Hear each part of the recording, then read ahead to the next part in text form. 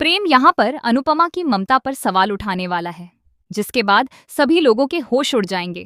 पहली बार प्रेम अपनी सारी हदें पार करता हुआ नजर आएगा। वह सबके सामने कह देगा कि जब भी अनुपमा को बुलाओ, सिर्फ अनुपमा कहकर बुलाओ, उनके नाम के साथ जी लगाने की कोई जरूरत नहीं है। इसके बाद माहौल और ज्यादा गर्मा जाता है। वहीं राही ने अपने मायके वालों से सारे रिश्ते इसीलिए तोड़ दिए थे ताकि किसी को यह शक न हो कि वह अपने कस्टमर्स को उनके कैफे में लेकर जा रही है। साथ ही किसी को यह भी न लगे कि राही उनकी तरक्की, उनके आगे बढ़ने या उनके करियर में किसी तरह की बाधा बन रही है। इसी वजह से राही चुपचाप सारे रिश्ते तोड़कर बैठी हुई थी।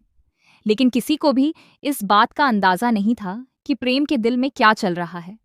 जब प्रेम के दिल में अनुपमा के लिए इतनी नाराजगी और इतने सवाल हैं, तो क्या वह राही के लिए भी अपने मन में कुछ नहीं रखेगा? ऐसा कैसे हो सकता है? अब कोठारी हाउस की मालकिन वसुंधरा कोठारी उर्फ मोटी बा परी से बहुत बड़ी बड़ी उम्मीदें लगाए बैठी हैं। इसी बीच वह राही को ताना भी देने वाली हैं कि तुम हमारी बात कभी नहीं मानती। तभी प्रेम बोल पड़ेगा कि ऐसा नहीं है कि हमने कोशिश नहीं की। आखिरकार वह अनुपमा की बेटी ही तो है। जो गुण अनुपमा में हैं वही उसमें भी नजर आएंगे। मुझे तो अब ये लगने लगा है कि कहीं यह भी अनुपमा की तरह बाहर से कई लोगों को इकट्ठा करके न ले आए और फिर कहे कि यह मेरा बेटा है, यह मेरी बेटी है। प्रेम की यह बात सुनकर राही पूरी तरह हैरान रह जाएगी। वह सोचने पर मजबूर हो जाएगी कि प्रेम उसके साथ ऐसा कैसे कर सकता है। आखिर प्रेम तो उससे प्यार करता था, फिर वह इतनी जल्दी कैसे बदल गया?